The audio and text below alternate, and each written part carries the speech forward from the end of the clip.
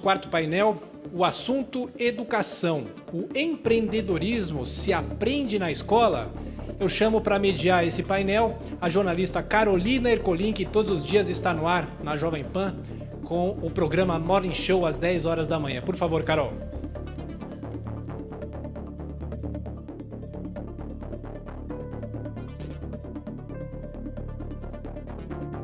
Convido ao palco o diretor editorial e de conteúdos da Associação Nova Escola, Leandro Beguossi. Por favor, Leandro. Onde está o Leandro? Chegando aqui. Professor de empreendedorismo, aplausos para o Leandro. Professor de empreendedorismo da Fundação Getúlio Vargas, Newton Campos. Professor, por favor.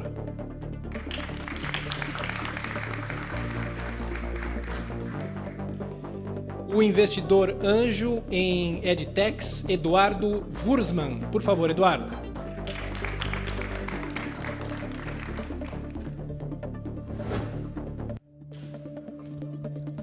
E para fechar esse quarto painel do nosso Fórum Mitos e Fatos, a Alessandra Andrade, que é coordenadora do Centro de Empreendedorismo da FAP aqui em São Paulo. Por favor, Alessandra.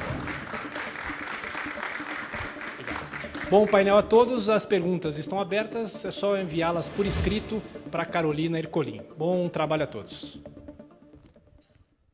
Bom dia a todos, bom dia aos convidados que se dispuseram aqui a estarem conosco. Reitero o que o Thiago disse, as perguntas são sempre bem-vindas, até porque a gente mobiliza e dá uma agilidade aqui para o debate e a discussão de ideias. E a gente está falando bastante de empreendedorismo e dá para olhar também sob um outro aspecto, que é de você mobilizar recursos para conseguir algo, né? E pensando por esse outro prisma, a gente levanta a possibilidade de ser uma habilidade bastante interessante para você usar desde sempre na sua vida. E por isso, eu já começo perguntando para o professor Newton, se de fato a gente pode falar em empreendedorismo para crianças, professor. Olha, bom, obrigado, ótima pergunta. Podemos sim. O empreendedorismo ele tem repercutido no mundo inteiro. O momento que nós vivemos da economia mundial, do capitalismo, hoje, requer, né, uma capacidade nossa, em geral, de inovar, tanto com os muitos recursos, aqueles poucos que têm muitos recursos, mas também aqueles muitos que têm poucos recursos, em diferentes aspectos da vida, né? O empreendedorismo está se transbordando, saindo apenas do âmbito de negócios, né, e chegando até âmbitos fora. Então, quando eu fiz faculdade, há 20 anos atrás, existia apenas uma matéria, no máximo duas, onde tinha que fazer um plano de negócios, etc., e o assunto empreendedorismo era tido como vamos dizer, um assunto pequeno. Hoje nós observamos que a grande maioria das universidades já tem o conteúdo, já debate, já tem muito mais conteúdo e ferramenta de empreendedorismo para ser debatido, não só no Brasil, tá? No mundo inteiro, e isso vai descendo ao ponto de já estar também na educação fundamental, tanto de nível primário, como também no secundário, né? Fundamental 1 e 2, no caso do Brasil. Também está chegando, várias escolas estão implementando projetos de introdução de empreendedorismo e conteúdos. Tem países que já têm isso em toda a educação pública. Então, assim, o assunto realmente faz com que as crianças possam pensar mais, já desde a escola, né, o que elas podem inovar nos diferentes aspectos das vidas delas. E aí, Alessandra, a gente está falando de começar, portanto, bem antes de chegar na faculdade, né? Com certeza, gente. Bom dia a todos, ou boa tarde, né, para quem já almoçou, que não é o nosso caso. Mas as faculdades, como meu colega da GV comentou, já estão, né, envolvidas nesse processo de empreendedorismo há bastante tempo. Só na FAP a gente já está fazendo isso há 16 anos. Mas, se a gente partir do pressuposto do desenvolvimento das características e habilidades do empreendedor e não pensar o empreendedorismo só como um negócio, né, mas como um desenvolvimento de personalidade, né, e todas essas habilidades que envolvem a decisão de empreender, quanto mais cedo a gente começar a trabalhar, melhor, né? E, principalmente, quando a gente parte daquele período de formação, daquele setênio dos 7 aos 14 anos, se você trabalha essas características e o desenvolvimento dessas habilidades, elas são mais absorvidas e incutidas na personalidade desses jovens. E isso pode ser um diferencial aí nessa nova... A gente não sabe os desafios que vêm pela frente, né? Eu tenho uma pesquisa da Foundation for the Young Australians, foi bastante discutida na mídia. Eles fizeram um relatório chamado The New Work Order, e que diz que os jovens hoje, 60% dos jovens, estão sendo preparadas para profissões que daqui a 15 anos não vão existir mais, né? Então, como é que a gente prepara essas crianças que estão na escola para esse desafio que a gente não sabe medir, né, o quão rápido ele chega, mas a transformação vem por aí? E a gente precisa criar esse espírito empreendedor nos jovens o mais rápido possível. Segundo dados do MEC, tem 52 milhões de crianças, né, no ensino fundamental 1 e 2. E se a gente tiver aí políticas públicas que efetivamente possam transformar a vida dessas crianças na formação da sua personalidade empreendedora. Eu estou vendo aqui o Dr. Guilherme, uma pessoa que eu tenho oportunidade de conviver há bastante tempo, e citar que o SEBRAE tem um programa muito interessante, já antigo, chamado Jovens Empreendedores, Primeiros Passos, mas ainda atinge uma parcela pequena da população. Então, acho que a gente tem que pensar, né, em como é que a gente pode difundir isso por todo o nosso Brasil. Leandro, como é que hoje as escolas têm colocado o empreendedorismo? Se é que tem colocado isso em meio de disciplinas ou pincelado ali entre os alunos? Como é que isso tem sido abordado? Acho que tem algumas ideias para puxar, né? A primeira é que, quando a gente fala de educação, a gente sempre tende a transformar um problema contemporâneo numa disciplina. E, como diz alguns professores amigos meus, a forma mais simples de fazer com que algo não aconteça é transformar numa disciplina escolar, né? A gente tentou fazer isso com ética durante algum tempo. As pessoas falam, nossa, todo mundo tem que ter aula de ética nas escolas. E aí parece que quando você fala, acho que talvez a discussão não seja bem essa, parece que você é contra a ética. Não quer mais a ética. Ou que você é contra empreendedorismo nas escolas, né? Eu acho que a gente tem uma discussão que é mais interessante nesse caso, que é quais são os componentes que ajudam uma pessoa a ser empreendedor. E como essas competências estão relacionadas, estão abordadas no currículo escolar. E aí eu acho que é uma forma mais orgânica de garantir que essas habilidades sejam compreendidas, né? Então, quando a gente está falando no caso do Brasil, com alguma frequência a gente tende a dizer assim, olha, a rede privada é muito melhor que a rede pública, né? Mas a gente sabe também que isso não é verdade, porque você geralmente compara as melhores escolas da rede privada com as piores escolas da rede pública, e aí, obviamente, você vai ter uma distorção muito grande. A gente sabe que, na média, a educação acaba sendo muito mediana no Brasil, com perdão da redundância, né? E quando você olha para os componentes, tanto na rede pública quanto na rede privada, o que você percebe? Que várias competências importantes para que a pessoa seja empreendedora, para que ela possa construir seu próprio futuro, se a gente pensar nisso, já fazendo um gancho com a tua fala, de uma forma mais ampla, elas não estão na escola. Ou elas não estão com a profundidade que mereciam estar dentro da escola, né? Então, quando a gente fala, por exemplo, dos resultados de matemática no Brasil, a gente teve avanços significativos nos últimos anos no ensino fundamental 1, mas no ensino fundamental 2 não. E se você quer construir um negócio, se você quer ser capaz de construir um futuro diferente, você precisa ter noções muito sólidas de matemática, não simplesmente para fazer uma fórmula de Bhaskara, mas para conseguir ter um pensamento lógico estruturado. Da mesma forma com língua portuguesa, né? O Brasil é um caso raro de país que conseguiu se desenvolver ou ter uma economia grande sem ser educado, né? Quando você olha para a comparação internacional, é muito significativo. A gente é um bicho meio raro nesse caso. A gente conseguiu ficar entre as 10 maiores economias do mundo sendo que até metade dos anos 80, até o final dos anos 80, começo dos anos 90, só 40%, em média, da população em idade escolar estava na escola. Né?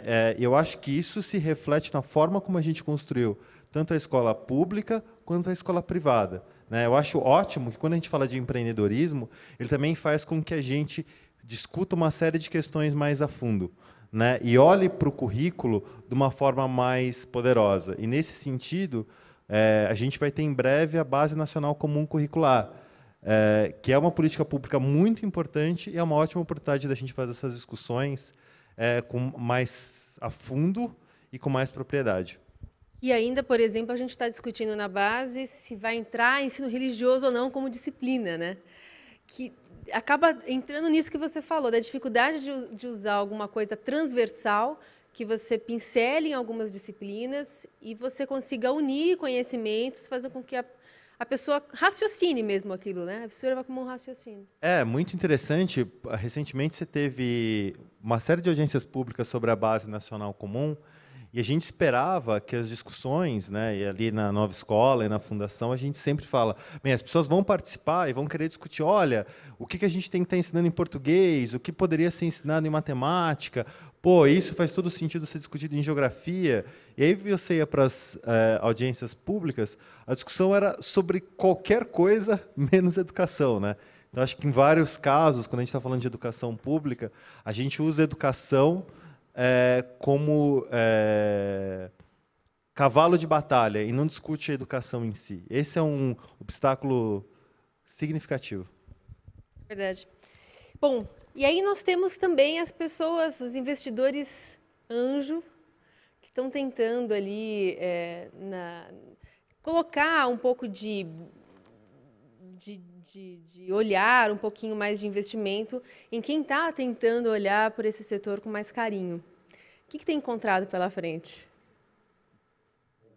Boa tarde. O Leandro tocou no ponto certo. O investidor, quer dizer, eu sou envolvido com educação faz 20 anos. E o investidor, ele olha três coisas. Ele olha o empreendedor e o empreendedor. Depois disso, ele vai olhar outra coisa. Ele vai olhar se o mercado que ele quer atingir é grande o suficiente, se o sonho é bom, se o time é bom. Mas a gente sempre olha o empreendedor. E o empreendedor é fruto de onde ele veio. E ele é fruto da escola que ele cursou, ele é do meio ambiente dele. No Brasil, o ecossistema tem melhorado, ele é muito fraturado ainda, mas eu não tenho dúvida nenhuma que, além do crédito e outras coisas, o nosso sistema educacional é o grande responsável por a gente não ter um ambiente empreendedor melhor ainda. Tem vários dados estarrecedores. O Leandro tocou num ponto certo. Tem uma boa notícia, que é por que nós somos um país pouco educado e mal educado? Porque a gente começou muito tarde e demorou para pegar. A gente melhorou e estagnou. A boa notícia é que a gente conseguiu chegar até aqui. A má notícia é que, se você olhar os resultados do Brasil em termos de PISA e outras coisas, nós estamos mais ou menos onde a gente devia estar em países da nossa renda. E a dificuldade é, daqui para frente, como fazer para a gente atingir o salto para ir para o primeiro time.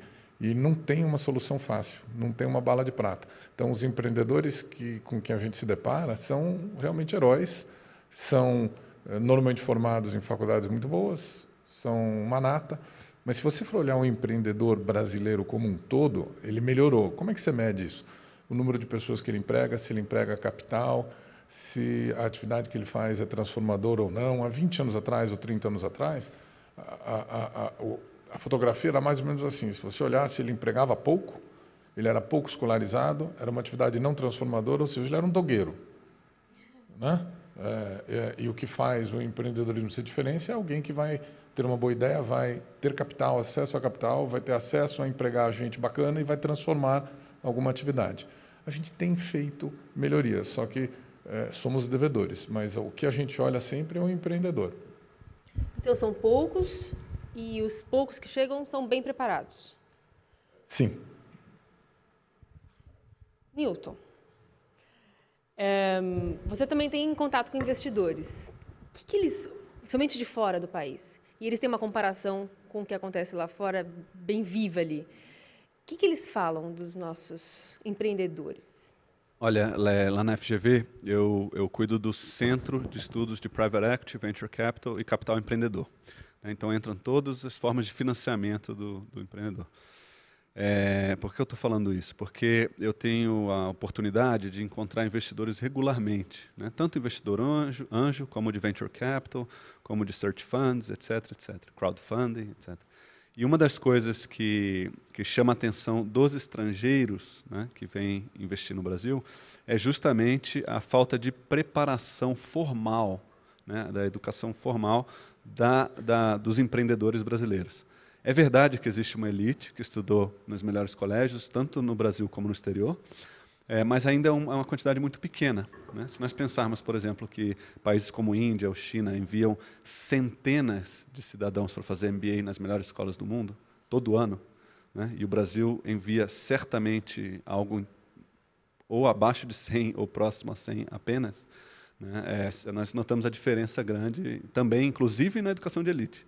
Então, esses investidores muito chamam a atenção disso. Falam, olha, quando eu vou entrar de sócio, eu vou investir no empreendedor, muito do trabalho que eu tenho no Brasil, que eu não teria em uma economia mais desenvolvida, é dar a mão para ele e, né, trabalhar junto com ele, não só tanto pela falta de experiência profissional, mas mais, inclusive, pela falta de... aqueles que, obviamente, tiveram o privilégio, né, de se formar nas melhores, de não ter a condição preparatória, né, anterior necessária para empreender. E isso inibe investimentos? Certamente. Certamente porque aumenta o custo do investidor, né? Lembra que o investidor ele vai entrar com dinheiro, esperar que aquele negócio cresça, inove. Ele sabe muito bem o risco que ele está correndo, né? Que no empreendedorismo, quanto mais no início do processo você investe, maior é o risco. Ele sabe, ele tem investidor de todos os sabores, né? Desde o menos arriscado até o mais arriscado. E ele tem que adicionar essa conta de, olha, vou ter que ajudar essa equipe, né? Porque eles não têm uma preparação tão boa quanto uma equipe similar na Espanha, na Inglaterra, na França, etc.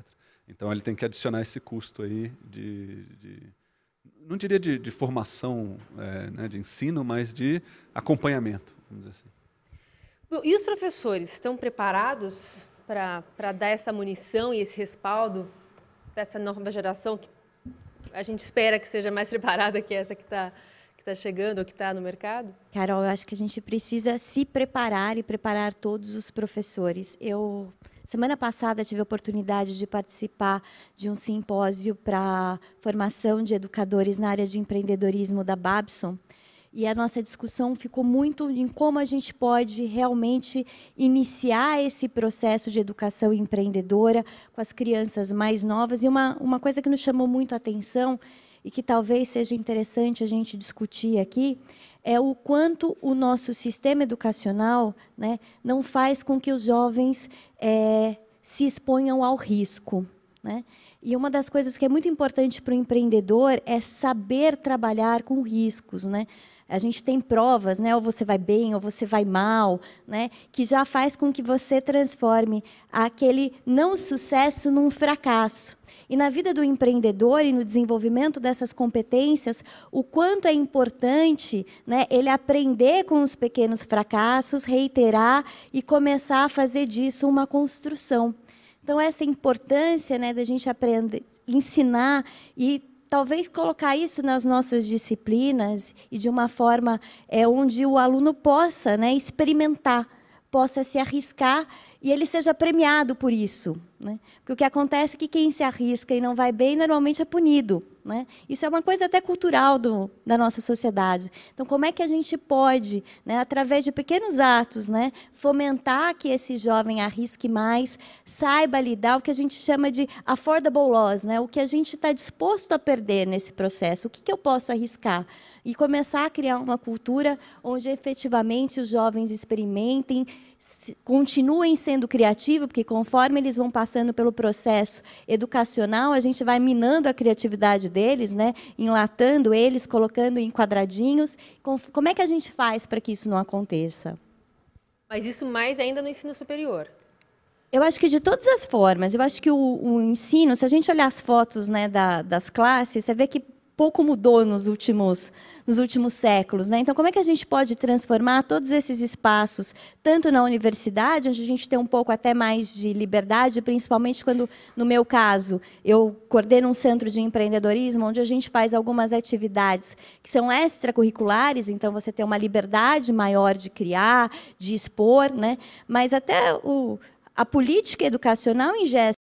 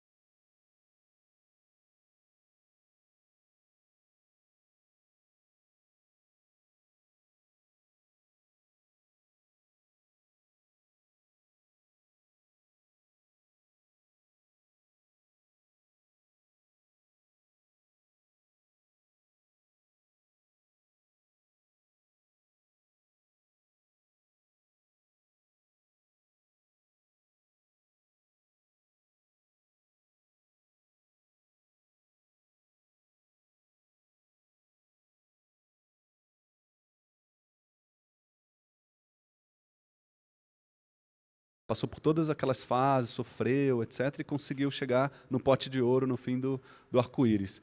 E aí nós temos muito, hoje em dia, no mundo inteiro, o que nós chamamos, né, nós que gostamos do assunto, estamos vendo o dia inteiro, o chamado empreendedorismo de palco, que é, na verdade, essa declaração de palco. Que ou seja, é um empreendedorismo, eu diria, né, com essa visão mais romântica, do processo romantizado de tipo Rocky Balboa, né? Que ele toma e no final ele ganha. E eu acho que nós estamos num momento agora que eu tenho chamado, eu estou até trabalhando isso num livro que eu estou trabalhando agora com outro professor, do processo do empreendedorismo científico, que é um empreendedorismo onde nós sim temos uma série de informações, nunca o fenômeno foi tão estudado em todo o mundo, tem centenas de doutores estudando esse assunto hoje, e nós conseguimos sim dizer que, olha, nessa fase que você está, né, cientificamente foi levantado em vários lugares que é melhor fazer isso. Claro que você pode fazer de outra forma e ouvir o seu instinto, mas nós já temos informação sobre como funciona essa parte do processo empreendedor. Aqui na frente também, né, como você testa uma inovação. Existem formas hoje bem avançadas de você testar se aquela inovação pode ter chance de sucesso ou não. Então, eu diria que, para responder a pergunta, que é verdade, sim, temos uma romantização do empreendedorismo ainda, mas também temos essa emergência, esse surgimento do que eu tenho chamado do empreendedorismo científico. Aliás, a gente entrou agora um pouquinho na seara mais do Eduardo. Como é que uma EdTech pode melhorar ou mudar esse cenário? Bom,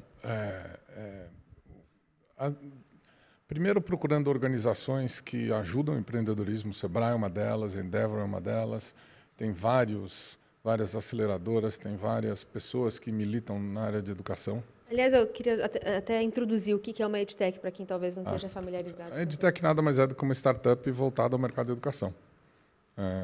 O mercado de educação no Brasil ele é muito grande, você tem 48 milhões de alunos matriculados no ensino público, 40 milhões de ensino público, 8 milhões de ensino privado até o final do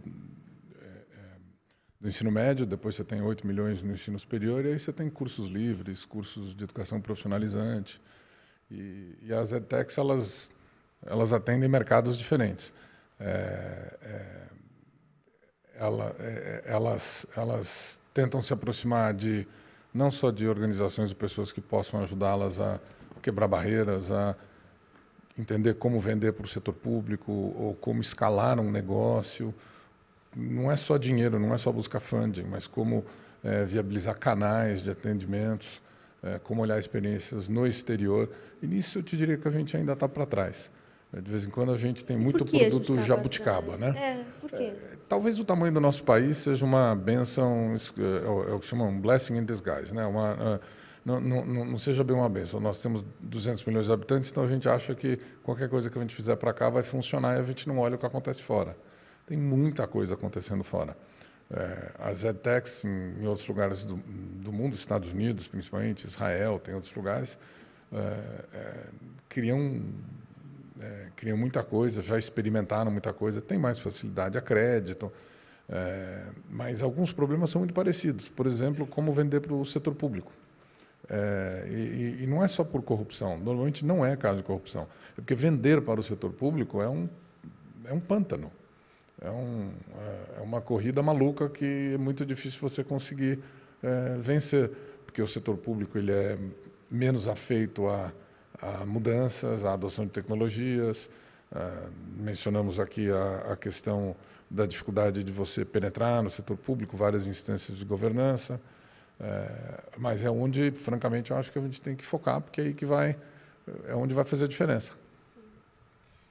Posso só acrescentar um comentário? Eu sou da Associação Brasileira de Startups e lá eu tive a oportunidade de fundar o comitê de EdTech. Nós temos cerca de 100 e poucas startups de educação lá. Porque eu venho originalmente do setor de tecnologia, né? Antes de entrar em educação. E eu estou comentando isso porque lá, por exemplo, nós detectamos, né, nesse grupo, que uma característica das nossas startups de educação no Brasil, diferentemente dos países mais desenvolvidos, é que muitas das soluções não têm a participação dos professores, né? Isso é um problema, porque os professores eles são aquele grande, né, ponto de observação do que está acontecendo na escola. E então, eu acho que um dos problemas, entre aspas, que nós temos, né, não sei se é um problema, mas é que os professores mesmos deveriam ser mais ousados, até como partícipes da fundação de novas empresas que vão solucionar os problemas que eles têm vivido. Sabe o que eu quero dizer? Então, isso foi uma das coisas que nós detectamos lá interessante, só para complementar. Até, então, entra no contexto uma pergunta aqui do Everson Thomas. Durante os meus cursos de nível superior, matérias como empreendedorismo, processos gerenciais, entre outras que deveriam ajudar na prática, o empreendedor ficaram apenas em teorias históricas e não existiu nenhum conteúdo que ajudasse na prática. Como as instituições educacionais podem reverter esse quadro, inserindo um conteúdo mais relevante e prático? O MEC acaba prejudicando, criando barreiras para a evolução de conteúdo? Claro, Alessandra. Acho que o MEC tem um papel importante de garantir que todos recebam, né, as mesmas informações. Então, tem uma parte, sim, que é chata, né? Muitas vezes a gente tem que trabalhar com teorias, mas, principalmente, por exemplo, na FAP, através do Centro de Empreendedorismo, a gente consegue sair da teoria e ficar só na prática. Então, acho que também eu dou aula, né, na graduação e dou aula no Centro de Empreendedorismo. Também o interesse do aluno é muito diferente, né? Um aluno dentro de uma sala de graduação, ele está ali buscando, cada um tem um objetivo na sua carreira. Alguns querem ser executivos, né? Às vezes acham, essa coisa de empreendedorismo não é para mim. Então, você trata com diversos níveis de interesse. Quando você consegue, à parte, né, ter esses alunos reunidos e começa ali a trabalhar com eles, você vê que a interação é muito maior e mais, a competição também entre eles é maior. Acaba sendo interessante isso de desenvolver, de buscar. E dentro dessa competição, existe também uma competição que é camarada, né? Todo mundo se ajuda, todo mundo quer ser o melhor, mas todo mundo vai criando um ambiente para que todos progridam, né? Isso acho que é muito do empreendedor e dessa nova economia. E a gente também tem feito uma coisa que eu acho importante, né? E acontece quase todas as universidades, a gente fica muito fechado, né? O Dr. Guilherme falava há muito tempo, até na associação comercial, que a gente faz festa de nós para nós mesmos, né? A gente fica naquele grupo fechado e a gente criou uma política na FAP, onde a maioria das nossas atividades tem uma cota de participantes que não são da universidade, para que a gente possa trabalhar com ideias diferentes, com mentalidades diferentes e interagir. Mas, sim, tem uma parte, respondendo a pergunta, né? Tem uma parte que a gente precisa cumprir de conteúdos do MEC, e é importante, porque isso garante a qualidade do ensino, mas a gente tem que transformar isso em algo de pôr a mão na massa também. Bom, o nosso tempo acabou de se esgotar, começou a piscar ali, isso quer dizer que é um sinal importante de que a discussão foi boa, porque continuaram chegando perguntas aqui, eu tinha mais algumas para fazer, mas eu acho que, de qualquer forma, acho que levantou uma lebre de que é importante a gente colocar cada vez mais esse assunto em pauta. Por exemplo, ampliando o ensino do empreendedorismo até à distância, né? Que não seja presencialmente, mas que seja também de algum tipo de outro tipo de conteúdo. E o investimento, né? Tudo bem fracassar, tudo bem, a gente consegue e incentivar essas novas gerações. Até a próxima pergunta aqui falava sobre a dificuldade de você gerar conteúdos e resolver conflitos entre gerações, né? Também influencia bastante.